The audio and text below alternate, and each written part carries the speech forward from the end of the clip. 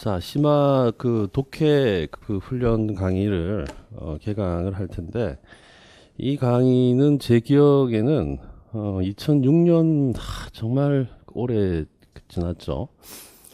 2004년, 5년, 6년 이후로 굉장히 오랜만에 여는 강의라고 할 수가 있어요.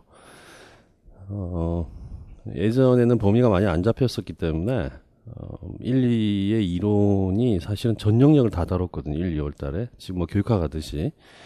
그랬는데 이제 이게 범위가 계속 늘어나고 과거에는 시험 범위가 안정이 안 됐기 때문에 이게 이제 이론을 기본서를 가지고 계속 쫓아가야 되는 그런 성격을 지니고 있었어요. 그래서 지금 뭐 교재라든지 쓰는 용어들이 아주 예전부터 윤리과에서 이렇게 쓰는 형태의 언어들이 그때 기초적으로 만들어진 거예요. 그리고 그 언어들을 가지고 공부한 선생님들이 지금 뭐 거의 다 현직 교사가 다 됐고, 또 교과서를 쓰고 있는데 또 그 참여를 또 하고 있고, 또 그 시기에 연구를 했던 교수님들 일부가 일단 출제를 계속 뭐 이렇게 구성을 해오고 있고, 그래서 이제 언어라는 게 이제 그때 이렇게 그 정돈이 돼서 왔죠.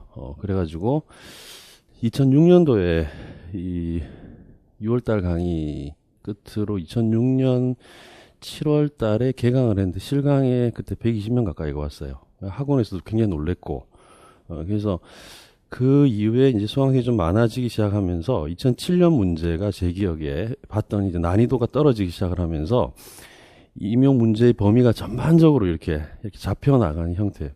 그때까지만 해도 문제를 통해서 이제 강사가 윤리 임용 범위를 볼 수밖에 없었기 때문에 왜 그런가는 정확하게 몰랐는데, 제가 윤리 교육을 일단 내부 안에 들어가서 보니까 2007년부터 윤리교육과 출신의 교수들이 대거 임용을 기출하기 시작했던 시기였어요. 또 제 지도 교수님 또 이제 그때 당시에 평가원에 막 들어갔을 때이기 때문에 그런 부분들이 조정이 되어서 그 이후에 그 임용에 관련되는 범위가 사실상 지금 형태의 범위다 이렇게 볼 수가 있어요. 그래서 2006년까지 넓혀놨던 그 형태의 범위가 지나고 생각해 보면 지금까지 안 빠져나가는 거예요. 지금까지. 예. 근데 이제 그 내부적으로 보면 이제 촘촘하게 이론적으로 어떻게 보면 들어가야 되는 그런 어떤 부분들이 있긴 하지만은 그런 어떤 특성을 일단 지니고 있고, 올해 그 심화 독해 훈련의 어떤 특성은 어떠냐면, 제가 1, 2 강의를 할 때 작년하고 좀 다른 게 리딩을 많이 안 했어요. 리딩을 많이 안 하고 가능하면 좁혀가지고 좀 섬세하게 나가려고 강의 구성을 했기 때문에 좀 디테일하게 어떻게 보면 갔던 측면들이 조금은 있어요. 작년은 3월에 나왔기 때문에 제가 영역별로 많이 좁혀줬어요. 그리고 좁혀준 결과가 실패한 결과는 아니었어요, 사실은. 그래서 봐야 될 것과 보지 말아야 될 걸 많이 정돈을 어떻게 보면 해준 거죠.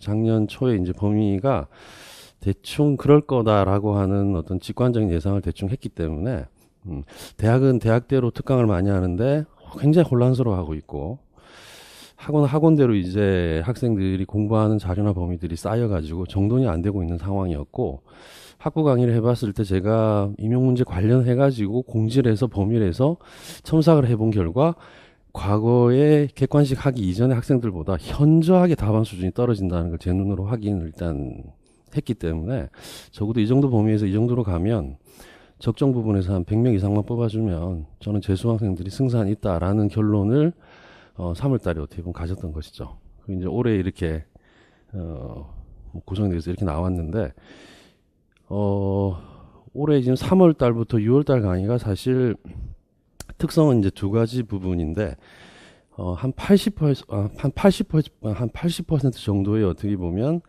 그 목적은 사실 고득점이에요. 이게 고득점인데 답안을 다져나가는 특성을 일단 지니고 있고, 20% 정도가 뭐냐면 신이론인데, 그 신이론이 5월달, 6월달에 독해훈련 부분 안에 포함이 될 거예요. 그래서 신이론의 특성을 제가 말씀을 드리면 어떠냐면, 어쨌든 제가 넓혀 놓은 거는 시간이 지나면 결국은 그 경험적으로 봤을 때 보면 그 나왔다라는 거죠. 그래서 예를 들어서 랩슬리아 나바이치 문제도 문제의 논란거리가 굉장히 많았지만 사실은 2010년까지 유지가 됐던 평가 영역 평가 내용 요소 부분 안에 랩슬리와 나바이츠가 이미 존재했었기 때문에, 특히 랩슬리가 존재했기 때문에 봤어야 되는 부분이에요. 근데 그것이 이제 대학 내부하고 학원과 이제 안 다뤘기 때문에 그랬는데, 그 이론을 구성하고 나서 한 5년 정도, 6년 정도 뒤에 바로 기출이 됐거든요. 그래서 선생님들께 말씀드리고 싶은 거는, 신이론을 따라가는 거는 그닥 좋지 않다. 그래서 그냥 플러스 알파 요인 정도로 일단 생각을 하시면 되고, 기존에 봐왔던 이론에서 제가 조금 더 디테일하게 들어가고 약간 넓혀놨던 것은 그 해나 그 다음 해나 그 다음 해, 최근 근접해서 기출이 됩니다. 그래서 지금 시마도쿄 훈련의 특성은 뭐냐면, 나올 만한 형태의 부분인데 답안 작성에 있어가지고 우리가 약간 방어적인 부분 또는 점수의 포인트를 다 받아갈 수 있는 형태의 부분을 노리는 강의의 형태가 일단 되는 거예요, 사실. 그래서 그런 성격을 일단 지니고 있거든요. 뭐 1, 2 이론할 때 제가 뭐 누누이 그 말씀을 드렸지만 3점이다, 4점이다 했을 때 선생님들께서 대충 답안을 예상하고 시험을 봤을 때 이 문제는 내가 대충 썼기 때문에, 비교적 맞게 썼기 때문에 3점을 다 받았다, 4점을 다 받았다. 절대로 아닙니다. 절대로. 그래서 쓸 수 있는 문제의 형태에서 밀도 있게 답안을 구성해 나가서 놓여있는 채점 포인트에서 쓸 수 있는 것들을 제대로 해서 포인트를 다 받아가면 이 시험은 합격할 수 있는 확률이 현저히 높아지는 거예요. 예, 그리고 이제 뭐 운이 되면은 이제 뭐 말 그대로 플러스 알파적인 요인으로 뭐 조금 새로운 이론이라든지. 근데 그 공부하는 부분에서 교육학을 봤을 때도 제가 볼 때는 그렇지 않아요. 공부하는 게. 단연간 떨어진 학생들하고 대화를 해보면 윤리뿐만이 아니고 전반적인 과목 현상에서 교육학이 조금 약간 그 전에 시험 점수를 보고 좀 더 올리면 어떨까. 그리고 또 전에 문제에서 내가 틀렸던 게 뭘까. 여기서 이제 또 그 다음에 올리려고 하거든요. 출제 원칙은 그렇게 잡혀있지 않아요, 사실. 그래서 그런 특성들이 일단 있고, 뭐 1, 2 이론 안에도 어느 정도는 뭐 광고를 하려고 하는 게 아니라 내가 올려줄 수 있는 부분이 약간 있으면 올려줄 텐데, 좀 다른 이야기인데, 교육학이 지금 교수 방법하고 평가하고 교육사를 제외하고 어제까지 일단 1, 2 강의가 계속 보강 중이긴 한 다뤘는데, 제가 기출을 웬만하면 안 보려고 하고 교육학 문제 이론들을 뭐 구성해서 가는 거죠. 이게 다른 강사하고 다른 점인데, 왜냐하면 한 번은 내가 가야 되니까.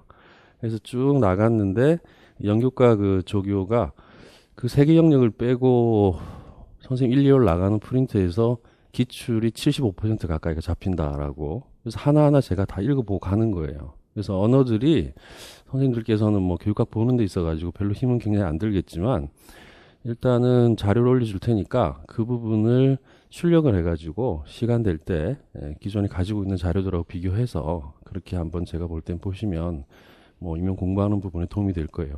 대부분 올해는 다 패키지로 구성을 해서 수강을 거의 다 했기 때문에 저는 마음이 굉장히 좀 편해요. 1월 달부터 차근차근히 잘 이렇게 준비를 시키고 계획적으로 이렇게 잘 그 구성을 해 나가면 될 수 있고, 또 교육학도 거꾸로 보면 이제 실질 채점 기준에 대해서 도 알기 때문에 제가 그런 부분들도 중간중간 이야기하면 도움을 좀 줄 수 있지 않을까 하는 생각이 일단 들어요.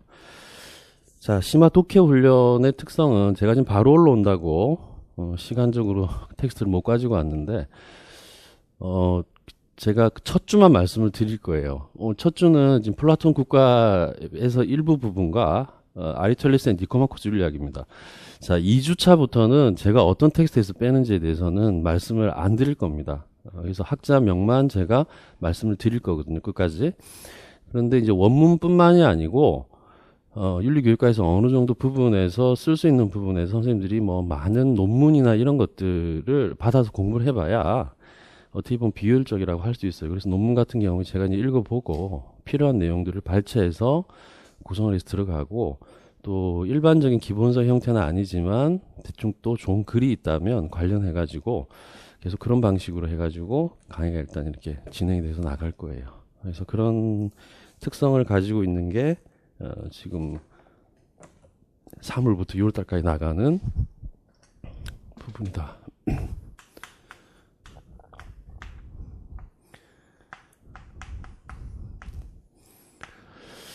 자, 이 조건과 주어는 일치됩니다. 반드시 붙들어야 되는 거예요. 이 서답형 시험에서도 마찬가지입니다. 이게 안 되게 되면은 어떤 현상이 벌어지게 되냐면, 이 여러 가지 형태의 부분에서 문제가 일어나게 돼요. 이게 이제 예를 들어서 뭐 기본서다. 그 다음에 학원 교재다. 이게 뭐 예를 들어 자료다. 뭐 어떤 자료인지는 모르겠지만 일단 뭐 자료다. 그리고 이게 뭐 예를 들어 서브다. 그죠? 그리고 여기 또 이제 뭐 예를 들어서 무슨 뭐 요즘 하는지 모르겠지만 무슨 뭐 녹음 파일이 있다. 뭐 여기 또 뭐 예를 들어서 뭐 어찌됐든 무슨 요약본이다. 뭐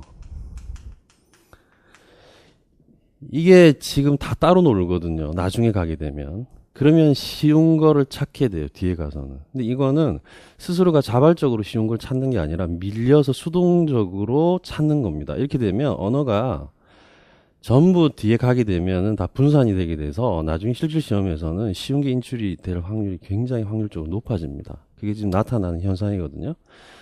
그래서 뭐 일단 시뮬레이션을 해보면 교육학 같은 경우 선생님들은 뭐 기본적인 형태에서 뭐 점수들이 나오기 때문에 별 문제가 없는데 대부분 보면 이제 뭐 11, 12를 받다가 뭐 13을 받다가 뒤에 가서 17, 18이 나왔을 때를 거꾸로 생각을 해보면 그 앞에 시험을 볼 때는 강사가 이야기해 준 거 그걸 추상화 해가지고 풀어 써준 거를 답안을 작성을 했다라는 게 주류예요.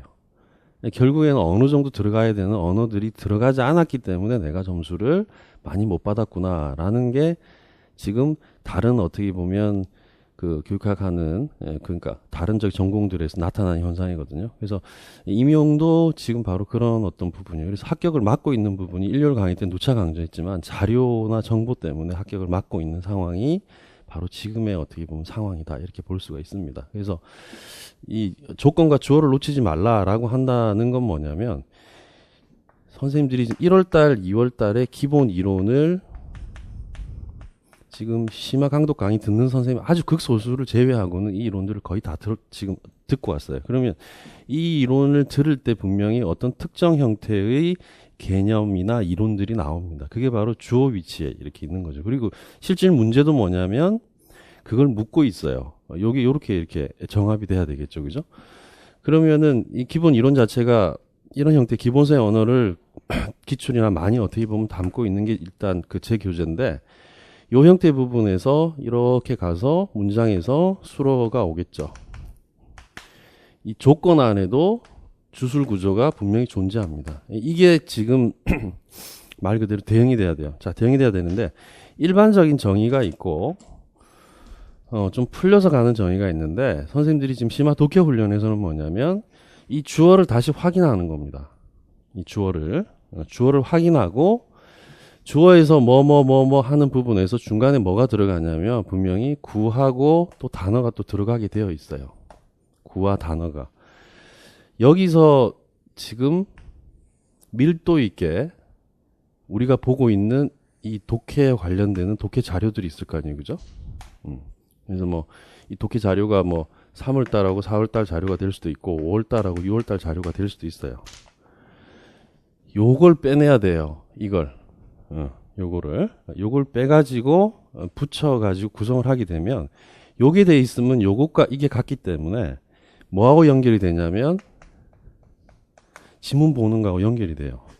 개념적으로 보면 요 세 가지가 정합적으로 요렇게 구성이 돼서 들어가게 되면 실질적으로 채점을 한 출제 교사들이 올해 같은 경우는 마찬가지지만 이제 시험지 답안 형식하고 똑같이 요 형태의 부분 안에 들어가 있는 거예요. 답안이 들어가 있는데 대부분 다 보면 들어가 있는 구하고 단어하고를 가지고 채점을 합니다. 그래서 강하게 주장하는 분들은 복사만 허용하지 않고 구와 단어 부분에서 그걸 토대로 해가지고 일단 답안들을 나누는. 그래서 이제 여기 해당되는 게 예를 들어 4점이다 이러면 일단은 뭐 일반적으로 보면 4개 정도 부분이 들어가야지 4점 포인트를 다 받을 수 있게끔 구성이 되어 있어요. 여기는 또 말씀을 드렸지만 이제 변동적 요인들이 좀 있습니다. 그해 문제가 작년에도 전반적으로 다 쉬웠다 그러거든요.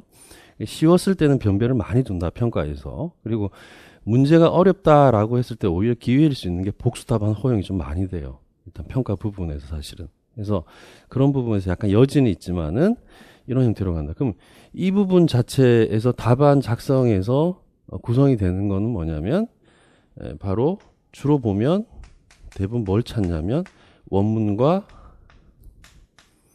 기본서의 형태예요. 여기서 두 가지가 구와 단어가 일치가 돼야지 출제의 근거가 생깁니다. 근거가. 그래서 각 문항당 카드의 출제 근거를 밝히게 되어 있어요. 이건 이제 아무래도 나중에 뭐 최악의 상황에서 소송까지 어떤 교과에 논란의 여지가 있으면 일단 평가 내부 대응을 해야 되기 때문에 그런 논리가 가장 기본적인 형태입니다. 그래서 저는 어쨌든 예전의 선생님들은 이런 거를 지금처럼 구체적으로 제가 설명을 해주니까 알지만은 그래도 예전의 선생님들 입장에서 살아 있었던 건 뭐냐면 전반적으로 기본서를 다 봤다는 거죠. 그리고 기본서를 못 밀고 나가는 선생님들이 바로 학원 강의 자료를 따라갔다는 거죠. 그게 지금 있는 일이 아니에요. 옛날에도 있었어요. 근데 문제는 뭐냐면 옛날에는 그게 소수였다는 거예요. 그리고 그 소수가 결과가 안 좋았다는 겁니다. 문제는. 근데 지금은 뭐냐면 그게 소수가 아니라 기본서를 안 읽고 다수가 돼버렸어요.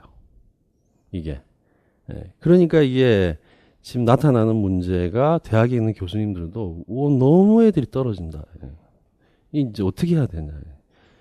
그거는 이제 2008년부터예요, 사실은. 그래서 객관식 문제 같은 경우에도 똑같아요, 이게.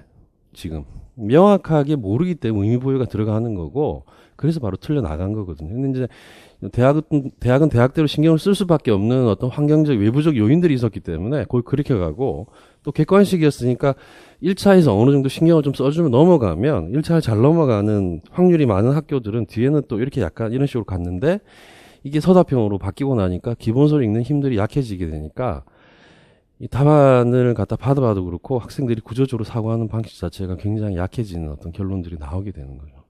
근데 요게 이제 지금 한 3년 정도 전부터 일어나는 부분인데 이게 거꾸로 말하면 현재에서는 기회다라는 거예요. 기회다. 이미 너무 많은 형태의 풀려나가 있는 어떤 여러 가지 글들이 다시 정돈되려면은 공부 방법을 완전히 새롭게 바꿔야 되는데 그 방법 자체를 새롭게 바꾸는데 굉장히 또 힘이 들기 때문에 아직은 그렇다라는 거예요. 그래서 그게 이제 뭐 작년보다는 확률은 비교적 조금은 떨어지겠지만 1월달부터 뭐 대비를 나름대로 잘 해서 나간다면 뭐 크게 제가 볼 때는 문제는 없을 거예요. 자, 그래서 자료를 공유하는 선생님들은 분명히 이 자료들을 또 가지고 갈 거예요. 가만히 내버려 두세요. 저는 재수강생이 중요하니까 사실 처음부터 끝까지. 그렇기 때문에 어차피 일로 가든 절로 가든지 간에 부딪히게 되어 있어요, 사실은. 선생님들은 지금 어떠냐면 자료에 밀리면 안 되는 거예요. 자료에 밀리면 안 되고 이 그 독해훈련 부분에서 딱 뽑아가지고 자기 스스로가 정리를 해보는 거예요. 자, 우리가 특히 아리스토텔레스 같은 경우에 이게 많아도 다 꼭 다뤄야 되는 부분이 뭐냐면 앞부분에 어떤 개념이 하나가 있다 이러면 똑같은 동일 개념인데 뒤에 가게 되면 중복이 또 나타나요. 근데 이게 뭐냐면 주어는 말 그대로 같다는 거지. 그지? 근데 여기 들어가는 단어나 구가 조금씩 달라져요. 그럼 나중에 정리라는 건 뭐냐면 독해훈련 강의를 듣고 나서 똑같은 주어에 해당되는 부분에 관련되는 부분을 선생님들께서 기본 이론이나 본인이 만든 서브나 이런 부분에서 원문에서 이런 부분들은 뭐다? 같은 주어에 요렇게 다 이렇게 글을 붙여보는 거예요. 쭉 붙여보죠. 요게 튼튼하게 되면 나중에 엄청나게 부피가 있는 자료들도 독해력이 굉장히 빨라지게 되고 필요 있는 자료와 필요 없는 자료를 분간할 수가 있어요. 심지어 특강 자료를 갖고 들어온다 하더라도 거의 다 겹칠 거예요, 뒤에는. 그러면 거기서 안 겹치는 것만 이렇게 갖고 들어오고 본인이 시험 보기 전에 사실상 이건 무리다라고 한다면 과감하게 말씀드렸죠. 쓸 수 있는 거를 제대로 정확하게 써서 채점 포인트를 정확하게 딱 받게 되면 사실은 월등히 이 시험은 합격할 수밖에 없는 거예요. 이 과정이 어렵기 때문에 피하는 거예요. 근데 어쩔 수가 없어요, 이거.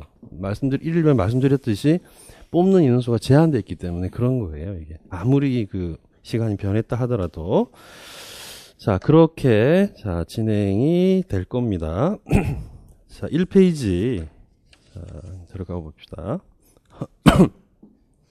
힘은 들어도 이제 최대한 본인들이 이해하려고 노력을 하고 중간에 가다가 제가 또 이제 이해를 시키면서 필요한 단어나 이런 것들에 대해서 하고 칠판 판서를 해서 1, 2월의 기본 이론들을 다시 한 번 더 정리하는 그런 형태의 부분의 강의가 이렇게 연속적으로 이루어질 거니까 너무 부담은 갖지 말고, 그리고 종국적으로 뭐다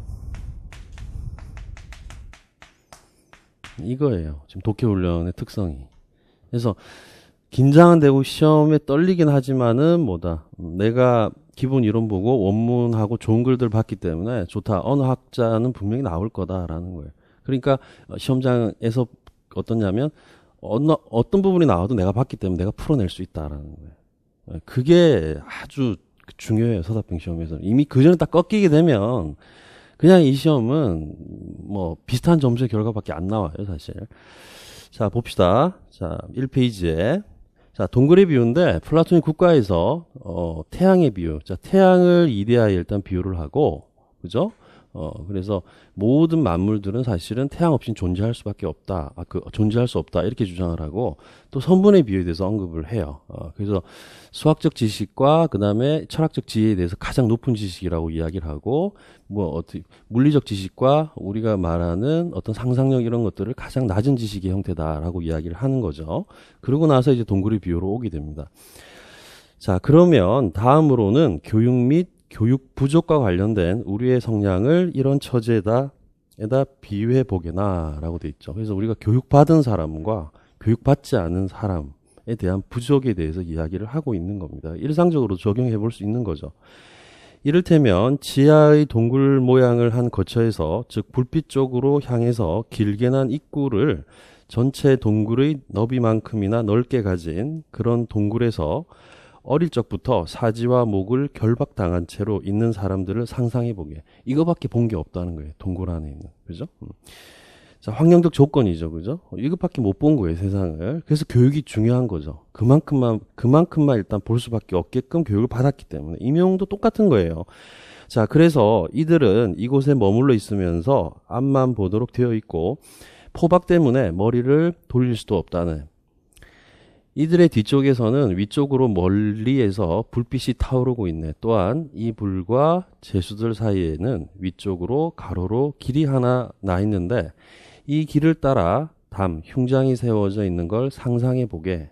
흡사 인형극을 공연하는 사람들의 경우에 사람들 앞에 야트막한 휘장이 쳐져 있어서 이 휘장 위로 인형들을 보여주듯 말일세. 이렇게 되어 있죠. 그죠? 자, 내가 말했네. 상상해 보고 있습니다. 그가 말했네.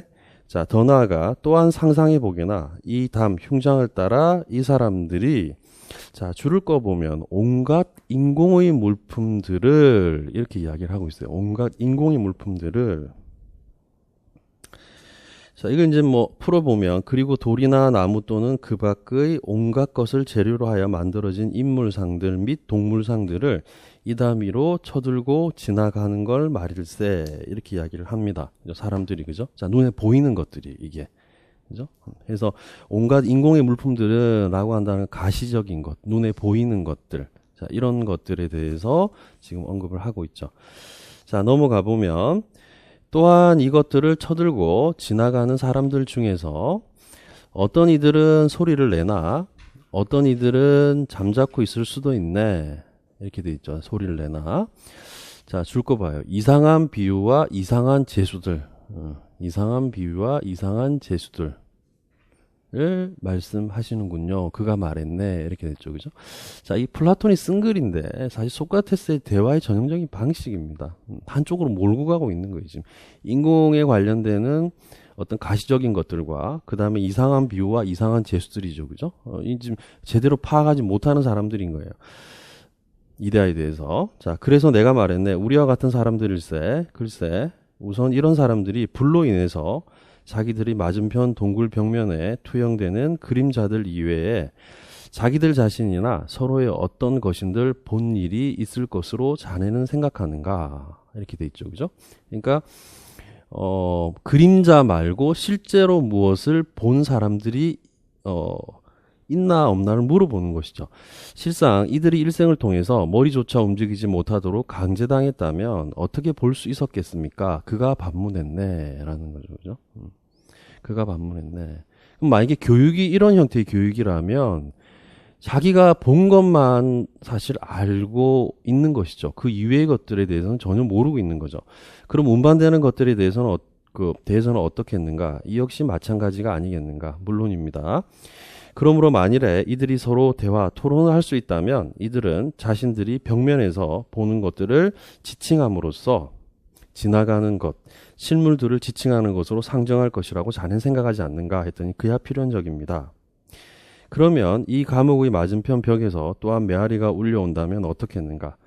지나가는 자들 중에서 누군가가 소리를 낼 경우에 그 소리를 내는 것이 지나가는, 자, 줄 거 보면 그림자가 아닌 다른 것이라고 이들이 믿을 것으로 자넨 생각하는가라고 돼 있죠. 그죠? 자, 그림자가 아닌 다른 것. 자, 그림자보다는 조금 실제적인 지식이죠. 눈에 보이는 것. 그죠? 선생님들 이 독해훈련을 들을 때 색연필이나 눈에 잘 띄는 빨간 거로 밑에 언더라인을 치세요. 웬만하면은 사실상. 그리고 나중에 이 자료는 오른쪽에 단어 구를 옆에서 빼가지고 구성을 해가지고 요거대로 정리가 잘 되면 기존에 있는 형태의 선생님들이 보는 부분하고 뭐 따로 봐도 본인이 이렇게 구조화시킬 수 있으면은 뭐 따로 놔도 되고 옆으로 빼가지고 단어하고 구 부분에서 정리를 요렇게 나름대로 해놓는 거예요. 해놓고 그 이후에는 이 독해훈련이 끝이 나게 되면 자료가 이만큼 있을 거 아니에요. 그죠? 이 자료를 보지 마십시오. 이제는. 이 강의가 시작되고, 끝나는 부분에서 이 독해 훈련의 자료는 볼 필요가 없습니다, 사실. 왜냐하면 선생님들이 기존의 서브나 1, 2월 부분으로 여기서 필요한 단어들을 옮겨 놨을 거기 때문에. 아니면 오른쪽에 정리를 해놨죠, 그죠? 그리고 나중에 한 9월달이나 10월달 정도 돼가지고, 이거를 이렇게 한번 보면, 이 본문의 언더라인을 이렇게 약간 쳐져 있는 부분이 개념하고, 그 다음 구가 보이죠, 그죠? 그것만 딱 봐도 어떤 부분인지 파악이 돼요. 그리고 오른쪽 부분에서 빼놓은 부분에 대한 거를 한번 쭉 읽어보는 거예요. 그러면서 결국 정리를 하는 겁니다. 나중에는. 그죠? 그래서, 공부방법을 잘 모르는 어떤 선생님들은 이 부분을 그렇게 또 공부를 또 안 하게 되는 거예요, 사실. 그래서 그렇게 보시면 돼요. 자, 중간쯤에 다시 보면 저로서는 단연코 그렇게 생각하지 않습니다. 그가 말했네. 그러니까 안 믿는다는 거죠, 지금. 그림자만 지금 맞는 거라고 바로 믿는다는 거죠, 그죠? 그러니까 이런 사람들이 인공적인 제작물들의 그림자들 이외에 다른 것들을 진짜라 생각하는 일은 전혀 없을 걸세. 내가 말했네. 다분히 필연적입니다. 그가 말했네. 그래서 내가 말했네. 그러면 생각해보게. 만약에 이들에게 다음과 같은 식으로 사태가 자연스레 진행된다면 이들이 결박에서 풀려나고 어리석음에서 치유되는 것이 어떤 것이겠는지 말일세. 가령 이들 중에서 누군가가 풀려나서는 갑자기 일어서서 목을 돌리고 걸어가. 자, 줄 거 봐요. 불빛. 자, 불빛 쪽으로 쳐다보도록 강요당할 경우에 그는 이 모든 걸 하면서, 자, 고통. 오히려 불빛을 보는 게 고통스럽다라는. 이게 진리인데, 우리가 보면, 모든 부분에서 사실상 진실을 다 알 필요는 없겠죠. 근데 무언가가 가다가 걸려지고 뭔가가 자꾸 힘이 든다라고 한다면 그거는 어떤 부분에 진짜인 참인 부분하고 관련되는 경우가 굉장히 많을 수가 있어요. 잘 해결이 안 되는 거는 내가 이때까지 경험하고 본 시각만 가지고는 안 되는 뭔가가 있다는 거죠. 근데 그게 뭔가 있다라는 건 아는데 뭔지는 모르는데 그걸 하려고 하니까 대부분의 사람들이 고통스러우니까 그렇게 안 가려고 하는 거죠, 사실. 그죠? 자, 그래서, 고통스러워, 할 것이고, 또한 전에는 그 그림자들만 보았을 뿐인 실물들을 눈부심 때문에 볼 수도 없을 걸세. 만약에 누군가가 이 사람에게 말하기를 전에는 그가 엉터리를 보았지만, 이제, 자, 진짜. 자, 투온. 자, 이 실제죠, 그죠? 실제. 근데 이 실제는, 자, 두 가지죠. 우리가 알다시피, 플라톤적인 실제다 이러면 이게 이제 이데아가 되는 거고 그 다음에 일반적인 부분에서의 실제다라고 한다면 그냥 바깥에 있는 어떻게 보면 대상이 되는 거예요. 대상. 그래서 그거를 이렇게 요거는 말 그대로 뭐하고 굉장히 관련이 있다. 자, 경험하고 굉장히 관련이 있고 이것은 이성하고 관련이 있는 거죠. 요 이제 실제라는 말이 플라톤 부분에서 이렇게 나오는 겁니다. 자, 실제 좀 더 가까이 와 있고 또한 한결 더한 실상을 향하여 있어서 더욱 옳게 보게 되었다고 한다면 이렇게 되죠. 더군다나 지나가는 것들 각각을 그에게 가리켜 보이며 그것이 무엇인지를 묻고서는 대답하도록 강요한다면 그가 무슨 말을 할 것으로 자네는 생각하는가? 그는 당혹해하며 앞서 보게 된 것들을 방금 지적받은 것들보다도 더 진실된 것들로 믿을 것이라고 생각하지 않는가? 훨씬 더 진실된 것으로 믿을 것입니다. 그가 말했네. 또한 만약에 그로 하여금 자 불빛 자체 줄거 보십시오. 불빛 자체를 보도록 자 강요한다면 그는 눈이 아파서 자신이 바라볼 수 있는 것들로 향해 달아날 뿐만 아니라 이것들이 방금 지적받은 것들보다도 정말로 더 명확한 것들이라고 믿지 않겠는가라는 거예요. 이 고전이 대단한 게요. 이 플라톤하고 아리스토텔레스의 고전은 모든 학문 구조에 영향을 다 미치고 있는데요. 2500년 전에도 이랬다는 거예요. 사람이 살아가는 것 자체가 이런 거예요. 그래서 한 인간이 이 세상 자체를 완벽하게 바꿀 수 있다는 것은 굳이 신앙적인 차원이 아니다 하더라도 사실 경험적으로 봤을 때도 쉬운 일은 아니에요, 사실은. 그죠? 그래서 이때의 사람들도 뭘 좀 제대로 된 진실에 대해서 이야기를 좀 해라 라고 한다 고통스러워하고 그 부분에 대해서 우리가 보면은 이렇게 하려고 하면 결국에는 뭐냐면 도망가 버리려고 하고 그 내부와 그러니까 우리가 가만히 보면 쾌락주의자들이 굉장히 강조했던 플라톤하고 휴먼 완전히 반대로 가거든요. 완전히. 그래서 그런 것들을 이미 플라톤이 충분히 철저히 의식하고 쓰고 있고 자기의 글을 나중에 근대에 가게 되면 휴먼 같은 경우에 철저히 플라톤적인 사고방식을 의식하면서 자기 글을 쓰고 있다는 거예요. 양쪽으로. 그래서 그런 것들을 어떻게 보면 볼 수가 있는 거예요. 자, 넘어가 보면 자, 그럴 것입니다. 그가 대답했네. 그러나 만약에 누군가가 그를 이곳으로부터 험하고 가파른 오르막길을 통해 억지로 끌고 간다면 그래서 그를 햇빛 속으로 끌어내올 때까지 놓아주지 않는다면 그는 고통스러워하며 또한 자신이 끌려온 데 대해 언짢아 하지 않겠는가라는 거죠. 그래서 그가 빛에 이르게 되면 그의 눈은 광희로 가득 차서 이제는 진짜들이라고 하는 것들 중에 어느 것 하나도 볼 수 없게 되지 않겠는가라고 되어 있죠. 왜냐하면 갑자기 실제나 진리에 대해서 갑자기 알게 됐어요.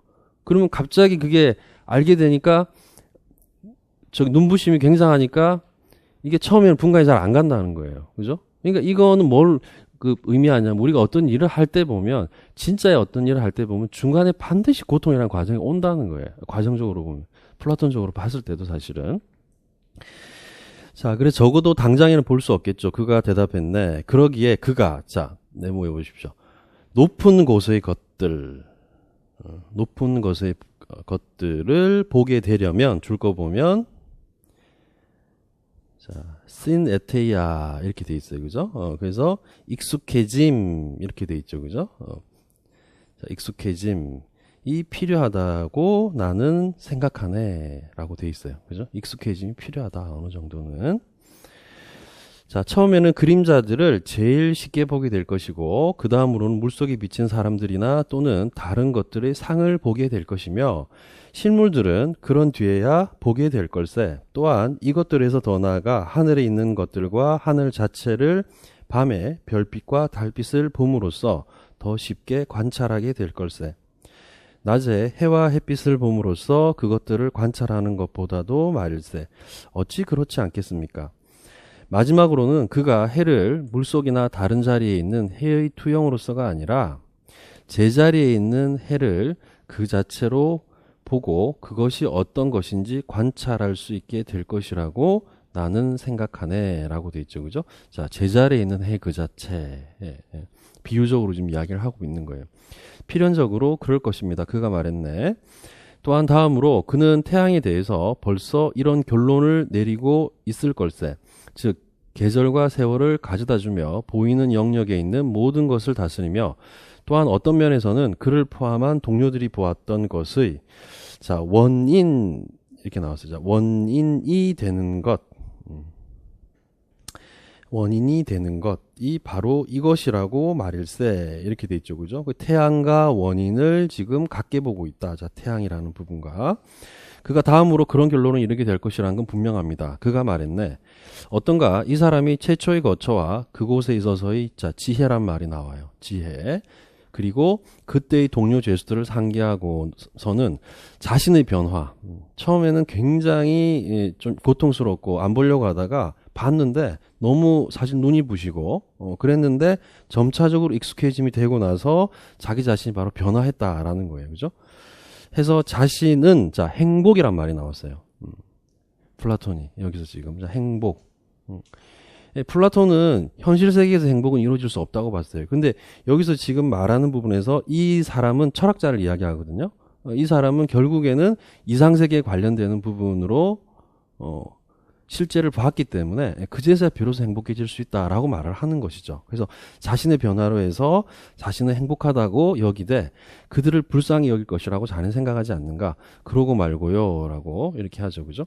아니라고 말할 수도 있을 텐데 소크라테스하고 플라톤이 공격받는 이유가 이제 안 좋게 말하면 교묘하다는 거죠. 미리 어떻게 보면 전제에 대해서 미리 그 동의를 받아놓고 그걸 통해서 이렇게 결론을 끌어내는 거죠. 이걸 이제 에링턴은 결국 논점 선치에 오르다라고 이렇게 바로 비판을 바로 하기도 하죠. 하지만 이 사람들이 나타내려고 하는 바를 보면 또 확고한 도덕적 기준, 윤리적 기준에 대해서 설정하는 여러 가지 과정들을 봤을 때는 또 어느 정도 또 이해는 또 간다라는 거예요. 자, 만약에 그때 그들의 앞의 벽면에 지나가는 것들을 그들 사이에서 가장 예리하게 관찰하고서는 그것들 가운데 어느 것들이 곧잘 먼저 그리고 뒤에 또는 동시에 지나가는지를 가장 잘 기억하고 있다가 이에서 앞으로 닥칠 사태, 미래를 가장 유능하게 예측하는 사람에게 명예와 칭찬, 상이 주어졌다면 그가 이것들을 갖고자 욕심을 부리며 그들 사이에서 존경받고 힘께나 쓰던 자들을 부러워할 것으로 생각하는가라고 돼 있죠. 그죠?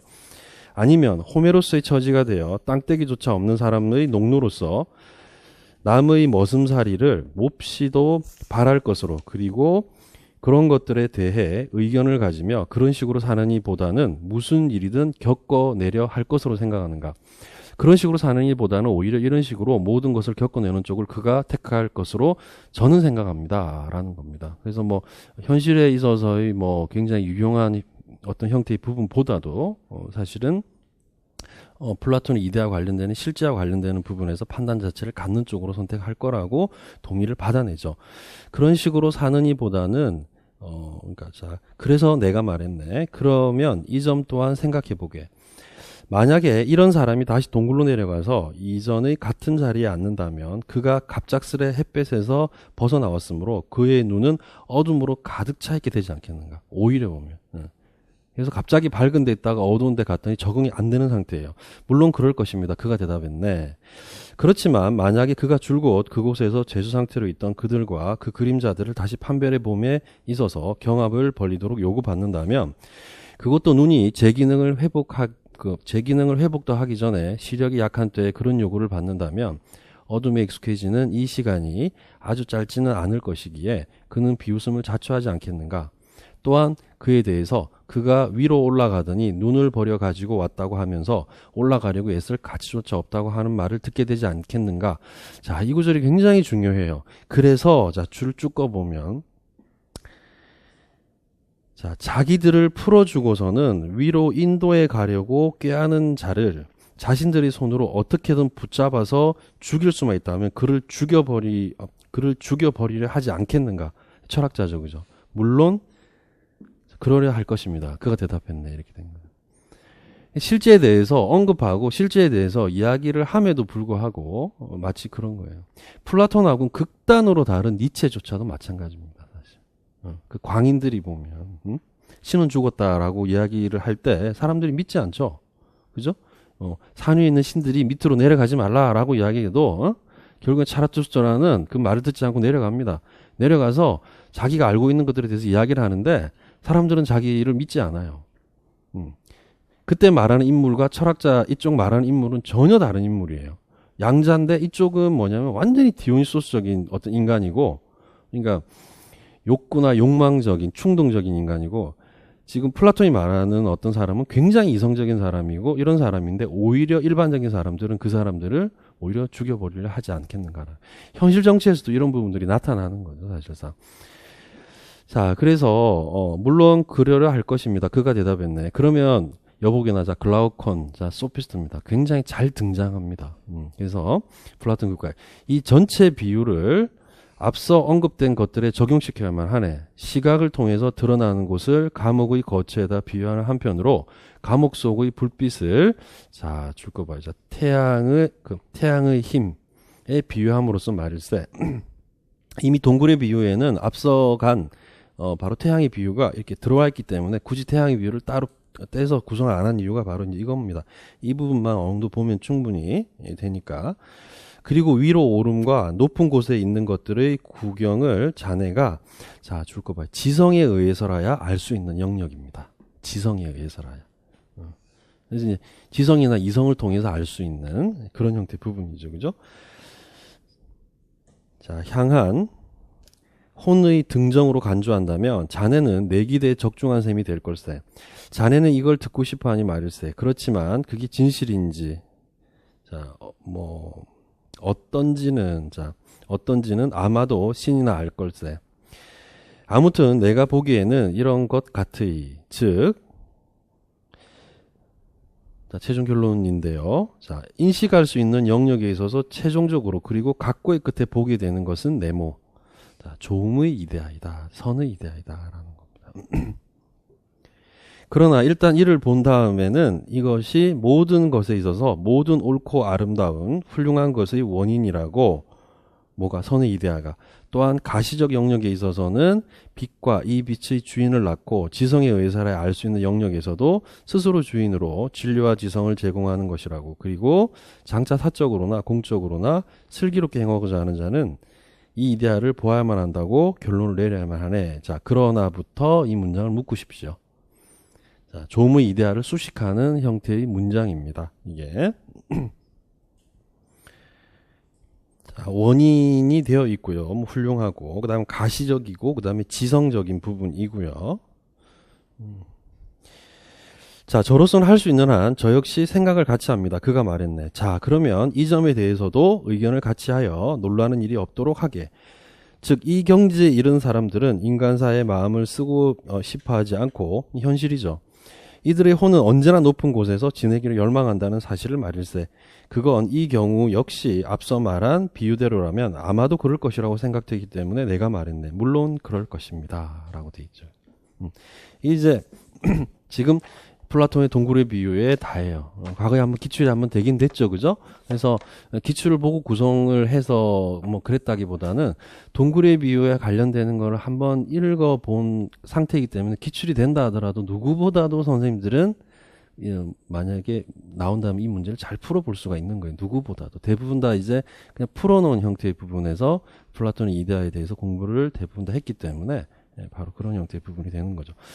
자, 아리스토텔레스는요, 이 지금 가다 보면 정말 그 기출이 많이 됐다라고 하는 부분들을 느낄 수 있을 텐데, 앞으로도 기출이 되겠, 지금 작년에 안 나왔거든요. 작년에 안 나왔는데, 제가 봤을 때는 아리스토텔레스하고 칸트는 아주 원문 입각해가지고, 앞으로도 계속 제가 볼 때는 기출될 가능성이 굉장히 높아요, 사실은. 근데 이제, 양자의 제가 번역을 보면 전 이제 학부 때 보면 최명관 선생의 니코마코스 윤리학을 보고 공부를 했었고 예전에. 근데 이제 지금 보면 이제 그 강상진 이하 번역된 그것도 신간이 나오는데 중간에 까만 텍스트 있죠. 그게 이제 평가원 출처 텍스트예요. 그래서 이제 양쪽을 보니까 저는 최명관 선생님께 사실은 더 나아요. 오히려 더 잘 들어와요. 오히려 물론 내가 약간 봐서 그럴 수도 있는데 이제 이 부분을 보면 조금 우리가 이제 항상 잘 생각을 해야 되는 게 지금 탁월성이란 말이 지금 강상진 이하 책에는 나오거든요. 이 탁월성이 이 덕이죠. 그죠? 결국엔 이제 지적인 탁월성이다. 이러면 이게 이제 지적인 덕을 의미하는 거거든요. 그래서 결국엔 이제 이 말에 대해서 용어적인 부분에서 선생님들이 좀 더 익숙해져야 되고 이 탁월성을 사실상 덕으로 이렇게 번역을 해가지고 텍스트를 약간 봐야 되는 그런 부분들이 있어요. 자, 이제 이게 난제인 게 뭐냐면은 다른 게 난제가 아니에요. 이제 비교적 원문을 본다는 거는 상당한 수준이에요. 근데 선생님들이 왜 원문을 봐야 되냐면은 아리스토텔레스는 이 원문에서 문제를 냅니다. 전부 다. 그리고 우리가 지금 1, 2월 달에 개념에서 제가 아리스토텔레스 강의를 했죠. 크게 안 빠져나가요. 근데 거기서 조금 디테일하게 다시 봐야 될 부분들이 좀 있어요. 그래서 보완해서 1, 2월 강의에 상기해서 더해가지고 정리를 해낸다면 제가 볼 때는 오늘 다 할 수 있을지 모르겠지만 다 하도록 일단 해봐야 되는데 선생님들이 굉장한 자신감을 뒤에는 갖게 될 수 있는 게 바로 이런 형태의 부분이에요. 이게 되면 스터디나 뭐라 할 때도 논란의 여지가 없는 거야. 그냥 본인이. 왜냐면 원문에 관련해 가지고. 그래서 우리가 지금 학문하는 사람들도 아니고 일단 교사를 이렇게 되기 위해서 가는 부분인데 그거는 그럴 수밖에 없는 게 출제가 이제 원문에서 이제 문제를 일단 내니까 사실은 누가 내도 고려 안 하고 낼 수가 없다. 니코마코스 율리아가. 성신여대 권소영 교수님이 이제 그 텍스트로 문제를 내는 걸로 알고 있고요. 그리고 이제 그분이 안 들어간다 하더라도 다른 분이 아리스토텔레스를 낸다 하더라도 출제 근거에 니코마코스 율리아는 밝힐 수밖에 없다라는 거예요. 누가 내도 공이 그런 거예요. 근데 칸트는 좀 달라요. 칸트는. 그래서 선생님들이 나중에 이제 제가 또 칸트는 칸트대로 또 좀 다룰 텐데 사실상 충분히 제가 볼 때는 작년에 그 경향성, 인클리네이션이라고 하는 부분 교재 안에 있는 부분에서 약간 자선에 관련해서 의무 개념에서 좀 디테일하게 쓰고 봤으면은 바로 딱 걸리는 문제고 모의고사에서도 칸트 같은 경우에는 칸트의 원문 텍스트에서 문제를 냈어요. 이제 그 안에 경향성이라는 구절이 포함되어 있었기 때문에 이제 그런 형태로 기출이 대형되어 가지고 말 그대로 잡히는 거예요. 그러니까 미세한 차이죠. 이제 그런 것들도 타일로 쓴 사람이 있고 기타 딴 거로 쓴 사람이 있고 여러 가지 부분이 있는 거예요. 이제 그런 것들이 이제 원문 강독을 통해 가지고 잡혀서 딱 가는 거예요, 사실은. 잠깐 쉬었다가 아리스토텔레스를 오늘 잘 정리를 한번 해봅시다.